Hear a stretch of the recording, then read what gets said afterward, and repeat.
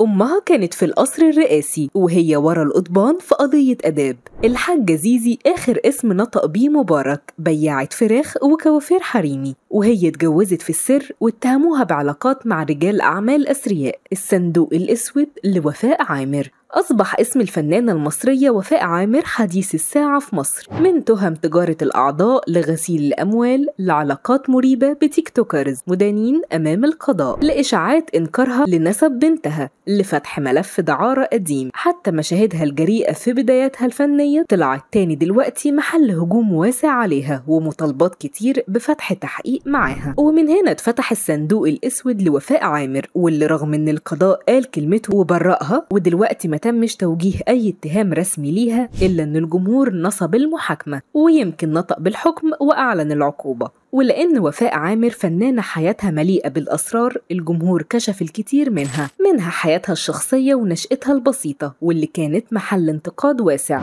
وده لما علق أحد الأشخاص اللي دعا إنه كان جار وفاء، واللي قال أمها بياعة فراخ وكبد وقوانص في آخر شارع العطارين في سوق باب عمر باشا في اسكندرية. وقالوا عن وفاء إنها كانت بتقف مع إخواتها الأربعة بإقفاص الفراخ تساعد أمها، وأبوها كان شغال سواق تاكسي مشهور في محطة مصر. ولما ربنا فتحها على وفاء اشترت لأمها محل كوافير حريمي وسمته سوزي في محرم بيك. لكن بعد جواز وفاء من محمد فوزي خدت أهلها يعيشوا في برج الياسمين في شارع الهرم. ومن هنا بدأ الكلام يزيد عن أم وفاء عامر زيزي أبو عرب، واتحركت مؤشرات البحث من وفاء لأختها لأمها، خاصة إن أمها حطت نفسها في وش المدفع. وهي كمان كانت مهووسة بالتيك توك وبتطلع لايف كل يوم من 7 الصبح تصور يومها كله طبخ وهزار وحكايات عن أسرار حياتها وحياة بناتها، وتطلب دعم الفولورز بالشير واللايك. تصرفات الحاجة زيزي كانت غريبة للجمهور، لكنها بررت إيه اللي يخلي نجمة كبيرة زي وفاء عامر زوجة المنتج الكبير محمد فوزي مجانين تيك توك. والظاهر إن حب الظهور وراثة في العيلة، لأن التيك توك ما كانش أول مكان تتشهر فيه الحاجة زيزي، لأنها معروفة نشاطها اللافت في جماعة أسفين يا ريس، وقربها من جمال وعلاء مبارك، وكلامها عن حبها للرئيس السابق حسني مبارك، وإنها آخر اسم نطق بيه قبل ما يموت، وهي لازالت بتزور قبره كل سنة في ذكرى وفاته، ولابسة سلسلة عليها صورته وبتتصور مع جمال وعلاء بكل حب.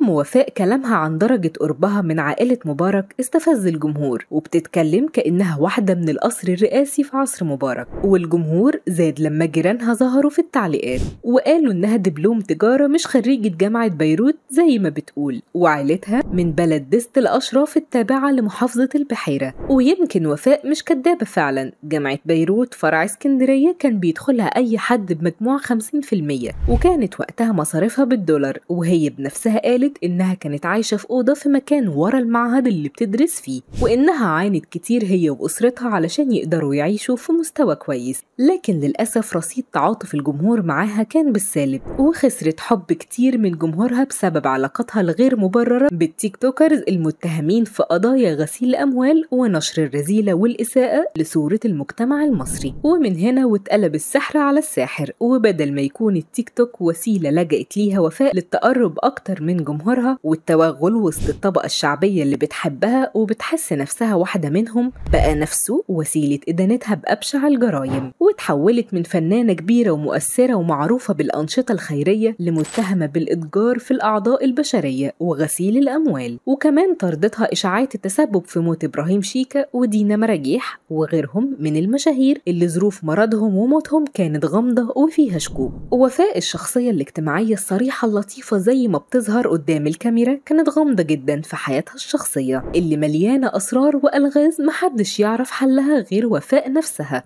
وكانت بداية أزماتها إشاعة إنها الأم الحقيقية لأيتن عامر المعروفة بإنها أختها، ودي معلومة متداولة من زمان في الوسط الفني وحتى في محيط المقربين من وفاء. وبررت وفاء الكلام ده بأكتر من سبب. مرة قالت إن الكلام ده طلع عليها لأنها اتولدت تربية إخواتها البنات، ومرة تانية قالت إن السبب هو إن أيتن كانت بتقول لها يا ماما وهي صغيرة حتى في وجود والدتهم. ومرة تالتة قالت إن الإشاعة وراها فنانة اسمها ألف عين قالت على وفاء إنها خلفت أيتن بعد زواجها من خليجي ثري، وبعض الناس نسبوا الاتهام لآثار الحكيم، واسمها الحقيقي آثار عبد الحكيم. وكان أحدث معلومة في الموضوع ده ادعاءات التيك توكر مروة اللي قالت فيها أيتن بنت وفاء من زوجها الأول في السر زكريا عزمي. وتاني أكبر أزمة واجهتها وفاء كانت جوازها السري من المنتج محمد فوزي، وده لأنها خبت اسمه في بداية جوازهم لحد ما خلفت ابنهم عمر. واللي خلاها تفصح عن هوية جوزها هو إن الإشاعات طردتها بجوازها من رجل أعمال خليجي، وما قالتش أبدا ليه جوازهم تم في السر. ومرت وفاء عامر بكتير من الأزمات، منها اللي عدى ومنها اللي لسه معداش، ووقفت ورا القضبان من سنين في قضية دعارة شهيرة سنة 97، لدرجة إن في صحف عربية نشرت بالأرقام المقابل المادي اللي خدته وفاء في أعمال منافية للآداب، وتسرب لها صور وهي بيتحقق معاها. لكن القضاء المصري برأ وفاء وخرجت بعد 12 يوم حبس وتم حفظ القضية. واتقال إن سبب تواجدها كان شراء ملابس استعراضية من 6 استدرجتهم لبيتها بحجة إنها بتستورد ملابس الفنانين من بره مصر، وهي هناك اتفاجئت بشرطة الآداب بتقبض عليها. وبعد سقوط نظام مبارك في 2011 اتعاد الكلام في القضية، وقالوا إن القضية كانت ملفقة بهدف إشغال الرأي العام عن كارثة مذبحة الأقصر، الحادث الإرهابي اللي راح ضحيته عشرات السياح، ومع ذلك محدش طالب بإعادة فتح التحقيق في القضية. وقالت وفاء اتظلمت وكنت كبش فدا، واللي مش مفهوم إزاي وفاء كانت كبش فدا لنظام الرجل اللي لا زالت أمك بتحلف بحياته وحياة أبنائه وحياة كل مسؤول فيه، وإزاي الأم تتسامح في عرض وشرف بنتها، وإزاي الحاجة زيزي كانت في قصر مبارك وبنتها بيتلفق لها تهمة آداب للتغطية على حدث تاني. وفاء من أول ظهورها وحتى اليوم بتلحقها اتهامات قاسية جدا وملفات سودة، لكنها بتأكد دايما إنها مظلومة وطيبة وبتحب الخير.